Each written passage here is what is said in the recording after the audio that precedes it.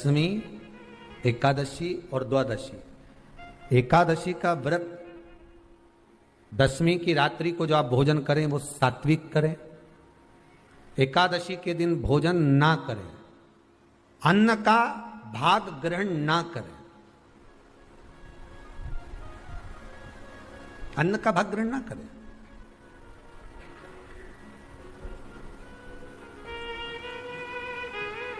कितना सुंदर कहा है महाराज जी। यदि आपके यहां पर गौ माता है, आपके घर में अगर गौ माता विराज रही है, आपके घर में अगर गौ माता है, गाय की अगर आप सेवा कर रहे हैं, अच्छा कितना सुंदर लिखा है धेनु मानस में, गीता प्रेस गोरखपुर की गौ अंक को निकालकर पढ़िए कल्याण का, उसमें लिखा है ब्रह्म मुहूर्त में सुबह के समय पर गाय की पूंछ को पकड़कर या गाय की रस्सी को पकड़कर जो 2 कदम भी चल लेता है, उसके लिए भगवान विष्णु बैकुंठ का मार्ग और कुबेर का मार्ग प्रशस्त कर कर खोल देता। जरा पढ़िए धेनु मानस को, पढ़िए गौ अंक, पढ़िए गीता प्रेस गोरखपुर का कल्याण का अंक निकाल कर पढ़िए कि गाय का मात्र रस्सी पकड़कर 2 कदम चलने वाले के लिए मार्ग प्रशस्त हो जाता है। एकादशी के दिन अगर आपका व्रत है तो आप भूलवश भी डब्बे में रखी हुई रोटी गाय को ना देते हुए कुछ थोड़ा सा फलहार, कोई केला, कोई सेब, जो आप खाते हो, अंगूर, पपीता, जो आप ग्रहण कर रहे हो, उसका थोड़ा सा भाग आप गाय को प्रदान करो। आप गाय को दीजिए।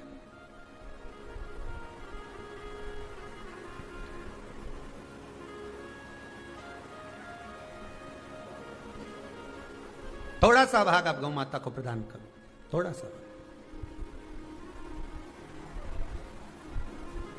सारे व्रतों में केवल एक व्रत ऐसा होता है एकादशी का, जिसका उद्यापन पहली एकादशी पर भी कर सकते हो। सारे उद्यापन में केवल एक उद्यापन ऐसा होता है, सारे व्रतों में एक व्रत का उद्यापन ऐसा होता है, वो है एकादशी का। यह जरूरी नहीं कि 26 पूरी होगी तभी तुम करोगे, या तो पहली में ही कर लो या फिर 26 पूरी हो तब कर। पर उद्यापन, अगर तुमको ऐसा लगे कि हाँ मैं अभी तो जीऊंगी हो, अभी तुम्हारा बाल भी धोला नहीं हुआ, तुमको ऐसा लगे तो अभी तो मैं तो बढ़िया, तो फिर भले मत करो। पर एकादशी का नियम कह रहा है, एकादशी का यहां 18 नियम में से एक नियम कह रहा है कि एकादशी का उद्यापन पहली एकादशी पर भी हो सकता है, पहली पर भी कर सकते, फिर तुम्हारा मन पड़े तब। क्यों? तो पहली पर करने से क्या फल मिलेगा?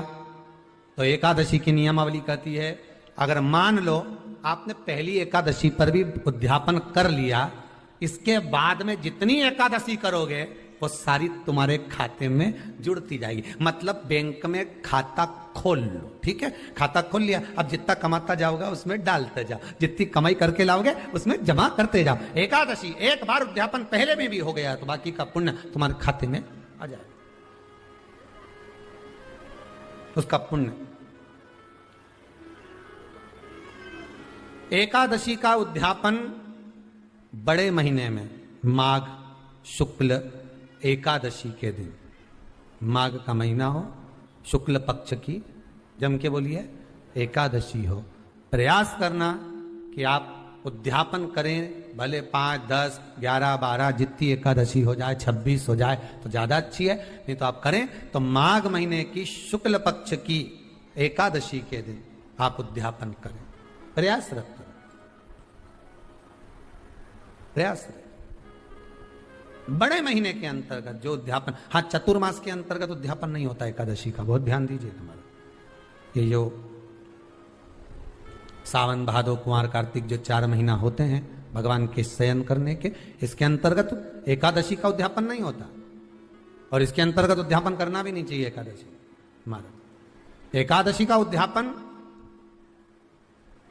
माघ महीने की शुक्ल पक्ष की एकादशी के दिन आप बहुत प्रेम से आनंद के साथ करिए महाराज। परंतु एकादशी के उद्यापन में सबसे ज्यादा अगर कुछ जरूरी होता है तो 24 तरह का नैवेद्य जरूरी होता है। कितने तरह का? 24 तरह का नैवेद्य।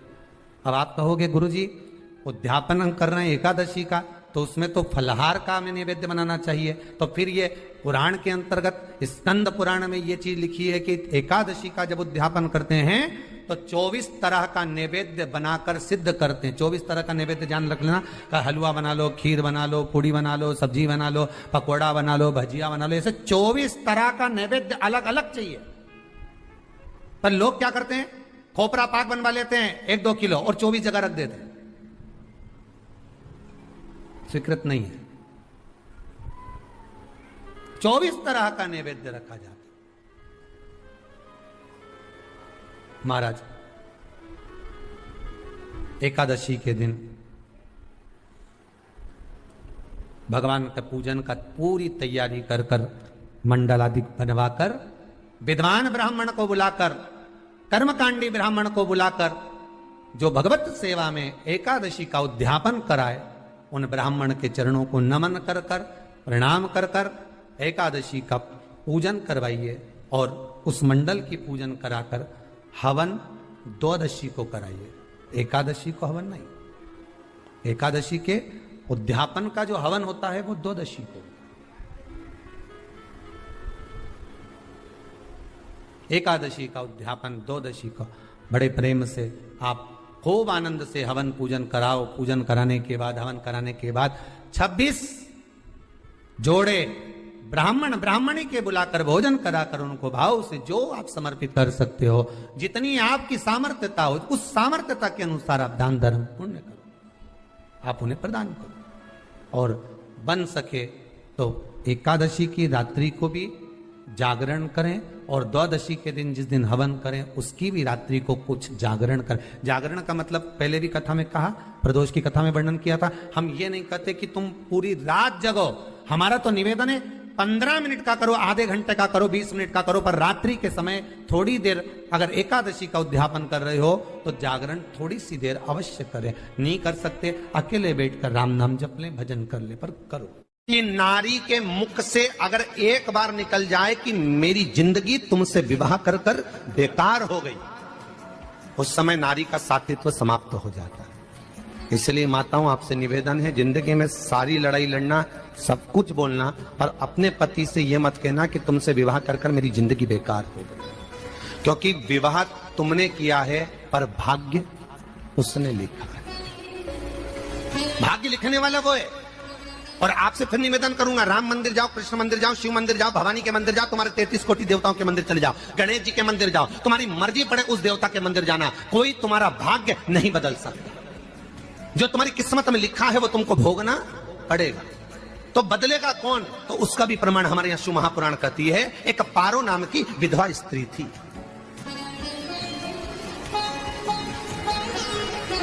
क्या नाम है उसका? नाम पारो। विधवा है, पति नहीं है, एक बेटा है। और विधवा स्त्री जो थी वो गर्भ से थी, उसका संतान नहीं हुई थी, पति मर गया था, वो गर्भावस्था में बेटा रह गया और पति चले गए।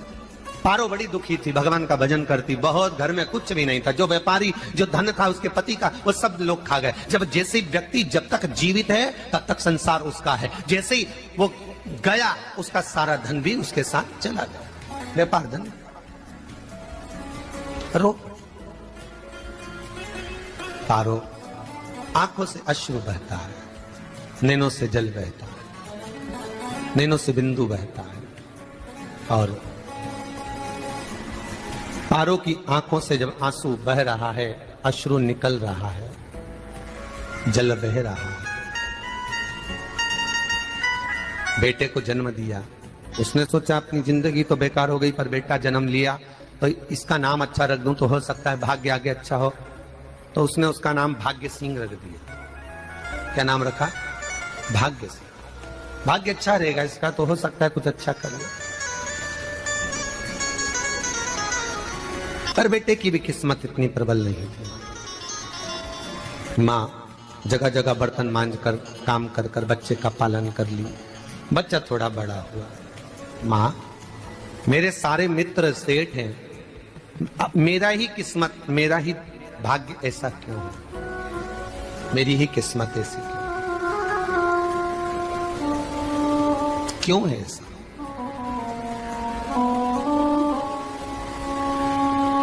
माँ मेरी किस्मत में इतना दुख क्यों लिखा है? मां, भोजन तक हमको समय पर नहीं मिलता, हमारा भाग्य ऐसा क्यों है? मां, हमारी किस्मत ऐसी क्यों है?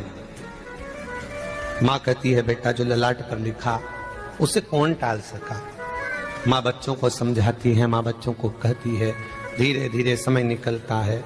मां एक बार बता, मां तू कहती है कि सब भगवान ने लिखा है भाग्य में, तो भगवान का मिलेगा मुझे बता दे। मां बोलती है ऐसी कोई जगह नहीं जहां भगवान नहीं, वन में मिलेगा। हाँ मिलेगा। मां का कहना मानकर भाग्य सिंह वन में चले गया और घने जंगल में भाग्य जब गया भाग्य सिंह, और घने जंगल में जब पहुंच गया, ढूंढते ढूंढते ढूंढते ढूंढते ढूंढते तो भी भगवान तो भगवान की छाया तक नहीं मिली। भगवान की छाया तक। आंखों में जल भर गया, बेहोश होकर गिर गया। शाम का समय था, विष्णु और लक्ष्मी निकल कर जा रहे थे। लक्ष्मी और विष्णु जाते जाते उसको देखकर रूप बदल के उसके पास गए। बेटा आपका नाम क्या है? हमारा नाम भाग्य सिंह है। कहां जा रहे हो? भगवान से मिलना है हमको। क्या काम है तुम्हें भगवान से? भगवान से पूछना है कि मेरी किस्मत ऐसी क्यों बनाई, मेरी किस्मत में गरीबी क्यों लिखी, मेरे भाग्य में इतना दुख क्यों लिखा। मुझे भगवान से पूछना है कि मेरी किस्मत ऐसी क्यों बनाई, मेरी किस्मत में इतना दुख क्यों लिखा। इतनी तो भगवान बोले ये तो देखो भाग्य भाग्य की बात है, सबके भाग्य में अलग अलग होता। नहीं नहीं, मुझे भगवान से पूछना। तो हुआ क्या? मैं बहुत गरीब हूं, मैं बहुत दुखी हूं, भगवान से प्रार्थना है कि मुझे कुछ मेरी जिंदगी का अच्छा कार्य कर दीजिए। लक्ष्मी जी को दया आ गई। नारायण से बोले प्रभु इसको कुछ दे दो, थोड़ा सा इसके ऊपर कृपा कर दो। नारायण बोले इसके भाग्य में नहीं है लक्ष्मी, इसके भाग्य में नहीं है लक्ष्मी। लक्ष्मी मैं दे भी दूंगा तो इसकी किस्मत में नहीं है। लक्ष्मी कहती है आपका काम देने का है, आप तो दो। भगवान ने कहा लक्ष्मी नहीं है भाग्य में, तुम तो दे दो। लक्ष्मी जी के कहने पर नारायण ने उसको एक हीरे का हार दे दिया। ले ये ले हीरे का हार। वो प्रसन्न हो गया, हीरे का हार मिल गया। और हार लेकर वो चला, और चलते चलते उसने सोचा मेरी मम्मी को दूंगा, मेरी माता को दूंगा, माँ बड़ी प्रसन्न हो जाएगी। हीरे का हार लेकर जा रहा था। हार ले जाते उसको रास्ते में इतने में उसको तुरंत उसी समय पर कहीं सोचादि कर्म के लिए जाना पड़ा। उसने सोचा इस हार को इस पत्थर पर रख देता हूं, अभी आऊंगा वापिस इस हार को उठाकर घर लेकर चले जाऊंगा। और सोचादि कर्म के लिए वो चल दिया। गया, हाथ धोकर आया, इतने में चील उड़ती उड़ती आई, उसका हार लेकर चली गई। आके रोने लगा। माँ को जाकर कहा माँ किस्मत तो देख, इतना जोरदार हार मिला था हीरे का, पर भाग्य में नहीं था, नहीं मिला। इतने में वो रोता रोता तुरंत फिर भगवान के पास गया। रोता बिलखता फिर पहुंच गया वन के अंदर, फिर भगवान मिले। भगवान ने पूछा अब क्या हुआ? प्रभु मेरा हार तो वो हीरे का, मेरा हीरे का हार ले गई चील। भगवान बोले देख भैया हम तो तेरी किस्मत में था, वो कर दिया, अब आगे तू एक काम कर, ब्रह्मा जी से जाके मिल। ब्रह्मा जी कहां मिलेंगे? यहां से आगे जा, ब्रह्मा मिल गए। ब्रह्मा के पास गए। ब्रह्मा जी ने कहा क्या हुआ? ब्रह्मा जी मेरे भाग्य में गरीबी लिखी है, कुछ अच्छा कर दीजिए। ब्रह्मा जी कहते हैं तुम्हारे भाग्य में जो लिखा है वो तुम्हें भोगना पड़ेगा। नहीं नहीं आप कृपा करो। लक्ष्मी जी ने नारायण से कहा इसको कुछ कृपा कर दो। तो भगवान ब्रह्मा जी ने कहा चलो इसका भाग्य बदलने के लिए एक हीरे की अंगूठी दे देता हूं। भगवान ने उसको हीरे की अंगूठी दे दी। अब हीरे की अंगूठी दी, फिर वो लेकर चला। इतना खुश था अब मुझे हीरे की अंगूठी मिल गई, अब मुझे हीरे की अंगूठी मिल गई। इतना प्रसन्न होकर जा रहा था, इतने में इसको लग गई प्यास। इसने सोचा पानी पी लूं। पानी पीने के लिए इसने मुंह को करा नीचे, जेब में रखी थी अंगूठी, वो पानी में लुढ़क गई। लुढ़कते से एक मछली निगल गई, अंगूठी भी हाथ से। देखिए कोई कितना भी साथ दे दे, पर भाग्य में अगर सुख लिखा होगा तो वो अपने आप मिलेगा नहीं। फिर आया, फिर मां से कहा मां ऐसा हो। मां ने कहा चल जाने दे, तू रोज रोज बहाना बना के चले जाता है, दिन भर इधर उधर घूमता रहता है, शाम को आता है और बहाने बना के कहां की स्टोरी सुनाता रहता है, ना जाने कहां की कहानियां सुनाता रहता है। चल काम पे जा, कुछ काम कर तो भाग्य बदलेगा। नहीं नहीं मां मैं सत्य बोल रहा हूं, नहीं माना। फिर चले गया। नारायण ने कहा एक काम करो, अब तुम शंकर जी के पास जाओ। शिव जी के पास गए। भोलेनाथ जी ने उसको हीरे की पोटली दे दी। वो हीरे की पोटली ले जाकर अब की बार सोचा कहीं रुकूंगा ही नहीं, सीधे घर गया। मम्मी को याद करा, माँ नहीं थी। उसने एक लोटे के अंदर हीरे रख दिए। मैं माता को ढूंढ के आता हूँ। माँ को ढूंढने गए, इसमें चोर घुस गए घर के अंदर, लोटा ही ले गए। फिर आके देखा, फिर माँ ने कहा, फिर बहाने बनाया तूने, फिर स्टोरी सुने, फिर कहानी सुने। माँ मैं सत्य कह रहा हूं, सत्य कह रहा हूं। आखिरी में हार गया। फिर भगवान विष्णु और ब्रह्मा ने एक ही बात कही, तू शंकर के मंदिर की चौखट पर जा, वहां क्या करना पड़ेगा मुझे, कुछ मत करना, केवल उसकी चौखट पर जाकर उसका दीदार करना, उसका दर्शन करना। उससे क्या होगा? भगवान विष्णु और ब्रह्मा कहते हैं 33 कोटि देवताओं के पास जाएगा तो कुछ नहीं होने वाला, पर शंकर के दरवाजे पर भाग्य देवी रोज प्रतिदिन झाड़ू लगाती है। कौन झाड़ू लगाती है? भाग्य देवी। आपसे निवेदन है, बहुत सुंदर कथा, इससे समझना कि विष्णु ब्रह्मा राम कृष्ण आदि 33 कोटि देवताओं के पास तुम चले जाओ, कोई तुम्हारा भाग्य नहीं बदल सकता। हाँ, अगर भाग्य देवी का तुम स्मरण करो, किसी मंदिर में जाना तो ये भगवान से कहना भगवान लक्ष्मी दो, भगवान से लक्ष्मी मत मांगना, भगवान से कहना मेरा भाग्य ऐसा कर दो, या भाग्य देवी की कृपा मुझ पर बरसा दो जिससे मेरा भाग्य बदल जाए, कुछ अच्छा हो जाए मेरी जिंदगी में। तो जाके शंकर के मंदिर के बाहर खड़े हो, भाग्य देवी वहां झाड़ू लगाती है, भाग्य देवी उनकी चौखट पर बैठी रहती है, तू जा, उससे क्या होगा? बस देवता तो तेरी जिंदगी बदलने के लिए कब से इंतजार कर रहे हैं, पर तेरा भाग्य नहीं बदल पा रहा। तेरा भाग्य बदलेगी तो भाग्य देवी ही बदलेगी। गया, शिव मंदिर के दरवाजे पर जाकर खड़ा हो जाता, भीड़ होती तो दरवाजे से दर्शन कर लेता, बाबा से नयन मिलाता, रोज प्रतिदिन जाता। एक दिन शंकर जी ने भाग्य देवी से कहा, देवी इसका भाग्य बदल दो। देवी कहती है, भोलेनाथ इसकी किस्मत में ब्रह्मा जी ने यही लिखा है दुख, इसकी किस्मत में ठोकरें खाना ही लिखा है। भाग्य देवी तुम मेरे दरवाजे की झाड़ू लगाती हो, आज इसके भाग्य की झाड़ू लगाई। भाग्य देवी ने कहा, भोलेनाथ आप कह रहे हो? हाँ मैं कह रहा हूं, क्योंकि मेरे दरवाजे पर इतने दिन से रोज आ रहा है और मेरे दरवाजे से खाली चले जाए अच्छा नहीं लगता। भाग्य देवी ने भाग्य बदला, एक सोने का सिक्का झाड़ू लगाते लगाते दरवाजे पर पटक दिया। उस सोने के सिक्के को लेकर वो चला और सोने के सिक्के को ले जाकर उसने माता को दिया। अब भाग्य कैसे बदलता है वो देखिए। सोने का सिक्का लेकर गया और तुरंत वो सोने का सिक्का घर में पहुंचा, राशि ठाठ हो गया, बेचकर भोजन की व्यवस्था करी। एक दिन मां ने सोचा कुछ ऐसा करूं कि मैं मछली का व्यापार करूं, और मछली खरीदने के लिए गई। और मछली खरीदने के लिए गई, जो मछली मिली दे तो दी व्यापारी ने, परंतु घर लाते लाते वो मर गई। मरा तो काटा तो इसमें से हीरे की अंगूठी मिल गई। अंगूठी तो मिली, इतने में मां ने कहा देखो भगवान ने बड़ी कृपा करी, हीरे की अंगूठी मिली। बेटे ने कहा ये मेरी ही अंगूठी है, मछली निगल गई थी। मां ने कहा बेटा जाओ, थोड़ा आज ब्राह्मण भोजन करने आएंगे, थोड़ी लकड़ी काट कर लिया। बेटा लकड़ी काटने गया, एक पेड़ पर, सूखे पेड़ पर चढ़ा लकड़ी काटने के लिए। काटते काटते उसको पेड़ की डाली पे एक हार टंगा हुआ दिख गया। वो हार वही था जो हीरे का चील लेकर गई थी, वो हार प्राप्त हो।